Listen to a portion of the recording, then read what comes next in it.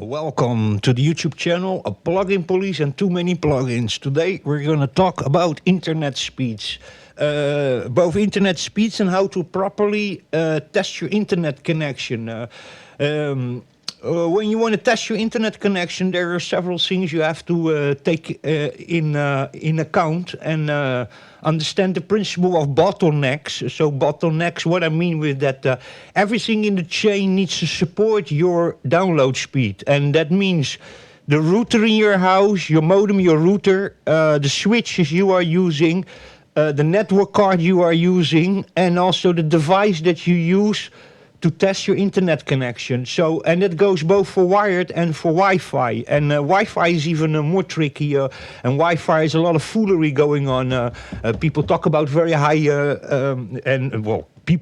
companies talk about very high theoretical download speeds through the Wi-Fi 6 and Wi-Fi 7 and stuff. But a lot of it is all very done in test environments. So for you to be able to actually achieve those wireless speeds, you need to literally be with a very fast device on top of the Wi-Fi point or the router, the antenna basically, and then even so many times you can't even achieve those speeds.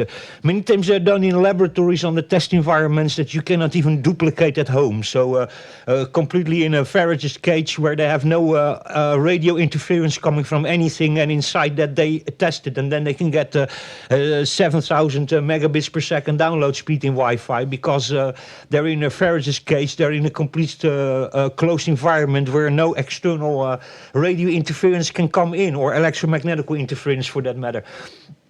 So Wi-Fi is even a more tricky story, but we're going to talk first about vibrant internet. If you want to test your vibrant internet, wired internet I mean, but let's call today's mostly vibrant, but some people still run ADSL, but in that sense, in that case, you don't even need to worry about it, because ADSL broadband is so slow that you will never saturate it. Bottlenecks don't even matter over there, but with vibrant it really matters. So the first thing you have to do, and that's many people also, if you have a new computer or you have installed Windows new, this is really a thing you have to do. You have to click right on your network symbol here in Windows, and then you have to go to network definitions. And first of all, you have to see if your network connection is private, because Windows, when you install it, it's public. And sometimes when you get even updates, the private goes back to public. And a public connection is a more limited connection. It's public is what's used in airports and in public Wi-Fi's and in stuff like that. And in some hotels, they use public internet. But the public internet is a much more limited internet. So first you need to make sure that your internet is private. And then you need to go to properties. And then you can change it from public to private. Sorry, it's in Portuguese, but there you go. And then you have to go down over here. And then you have to check over here if your wired connection is 1,000 millibits up and 1,000 millibits down. If your network card, so your LAN card in your computer is only 100 millibits by 100 millibits, then you will never get higher download speed than 100 millibits. That's the same if you have a switch in your network, or you have a router between it still that only has 100 millibits output, then doesn't matter how quick your internet connection is, you will only get 100 millibits per second. So you have to check that in your properties here if your card supports gigabit, like it does over here. So we can then make here this test over here I just did. I got 542 download and 110 upload.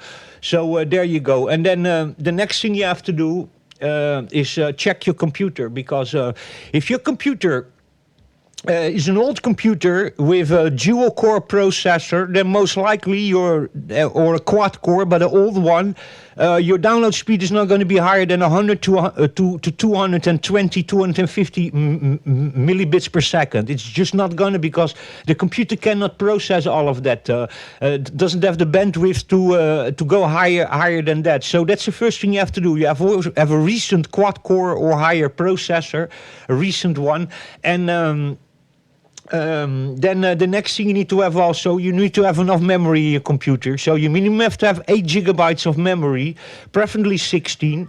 And the next thing that is really, really, really important is your storage. If you use an old hard drive, you will never get higher internet download speeds than about 120 to 150 megabits per second. If you want to get this test you see over here, you need to use a solid state drive that can do 550 download speed. Because when you're downloading, you're actually just writing down to your hard drive, and if your hard drive, like an old spinning rust mechanical iron hard drive, can only do 150 megabits per second maximum. So that's also really, really important. And that's the way you have to test your wired internet. So it needs to be a recent device. And if you do Wi-Fi, then Wi-Fi is all very theoretical.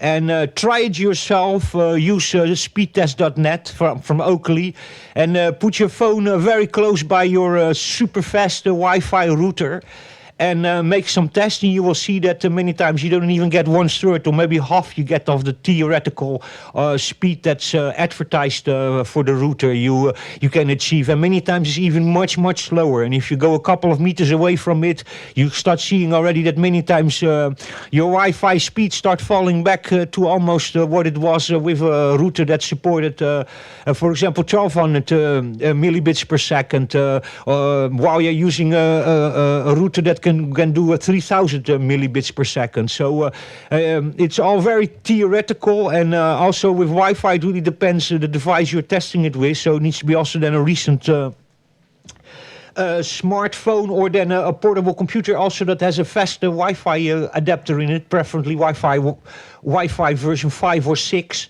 And then you need to be close by it, because the higher you go in frequency, like Wi-Fi 5 and 6, it goes all up to the 5 gigahertz band. The higher the frequency, the lower the range. I know this because I'm from the amateur radio world, and it's like this: the lower in frequency you go, the longer the distance. The higher you go in frequency, the shorter the distance. That's just the way it works. So, but there you go. That's how you test your internet connection properly. You need to all these things in a chain, so you cannot have nothing in a chain. Also, if you have a gigabit connection, then everything in your chain, your router, your switch, your network card needs to be a gigabit, and your computer needs minimum a recent quad-core processor with 8 gigs of memory, and a solid-state drive minimum with 550 megabits per second